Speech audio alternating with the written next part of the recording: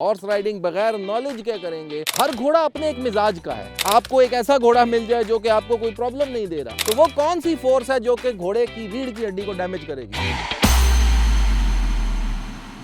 अस्सलाम वालेकुम, this is Ali Fawad, आपका हॉर्स राइडिंग कोच। यूं तो हम जानते हैं कि हमारे हॉर्स राइडिंग करने से कायदाना सलाहियतें हमें पैदा होती हैं, लीडरशिप क्वालिटीज़ डेवलप होती हैं, ये बहुत अच्छे ख्यालात हैं, बहुत अच्छे ख्वाब हैं। लेकिन अगर गलत तरीके से हम ये एक्टिविटी करेंगे, हॉर्स राइडिंग बगैर नॉलेज के करेंगे, तो हम अपने आप को भी अब्यूज़ करेंगे, घोड़े को भी अब्यूज़ करेंगे और हमारे लिए मुश्किलात पैदा हो सकती हैं। तो आज हम ये डिस्कस करने जा रहे हैं कि घोड़े पर सवारी करने से पहले घोड़े पर सवार होना ज़रूरी है। हर घोड़ा अपने एक मिजाज का है। जब आप घोड़े पर बैठने जाएंगे, घोड़े पर सवार होने जाएंगे, अगर आपको एक ऐसा घोड़ा मिल जाए जो कि आपको कोई प्रॉब्लम नहीं दे रहा, आप जैसे चढ़ना चाह रहे हैं वो चढ़ जाए। लेकिन ऐसा भी मुमकिन है, और आप ये चीज़ें मूवीज़ में भी देखते हैं, कि आप घोड़े को अप्रोच करते हैं, घोड़े पर सवार होना चाहते हैं, घोड़ा आगे से उठ रहा है। कभी कभी आप घोड़े पर बैठने लगेंगे, घोड़ा पीछे जाने लग जाएगा। कभी आप बैठने लगेंगे, घोड़ा आगे जाने लग जाएगा। अब हमने प्रैक्टिकली घोड़े पर माउंट करना है या घोड़े पर सवार होना है, तो बहुत अच्छे तरीके से समझ लें कि जब भी हमने घोड़े पर सवार होना है, सबसे बड़ा चैलेंज ये है कि हमने सेफली अप्रोच करना है, घोड़े से अपने आप को सेफ करना है।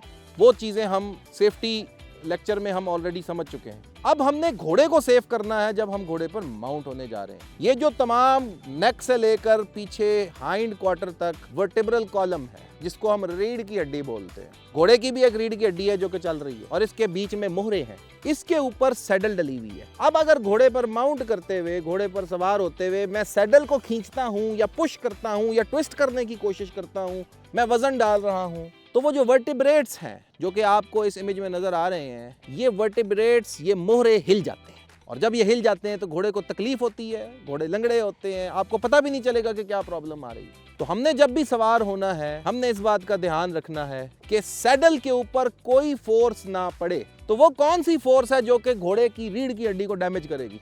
वो बेसिकली एक्स एक्सिस के अलॉन्ग फोर्स है, हॉरिजॉन्टल फोर्स है। वो फोर्स यानी कि वो जोर जो हम इस डायरेक्शन में लगाएंगे, इस डायरेक्शन में जो भी फोर्स लगेगी, उसकी वजह से घोड़े की हड्डी हिलेगी।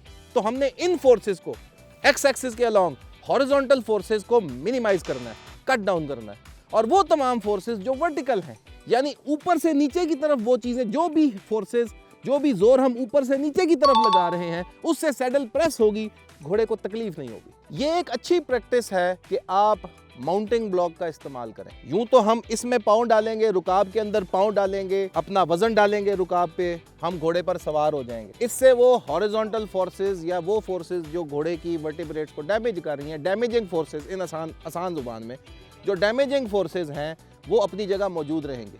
तो मुझे मेरे एक इंस्ट्रक्टर ने, जो यूके से आया था, उसने मुझे समझाया था। वो कि उस वक्त मुझे ये बात समझ नहीं आई, अंडरस्टैंड मैंने नहीं की बात ये, क्योंकि इंसान ईगो पर ले लेता है कि जी मैं घोड़े पर सवार ज़मीन से नहीं हो रहा, ये क्या बात हुई। येस, यू आर राइट कि यार मेरे अंदर ये कैपेबिलिटी नहीं है, आप अपने आप को क्वेश्चन कर रहे हैं, इसमें कोई प्रॉब्लम नहीं है। लेकिन आपने घोड़े का ध्यान रखना है।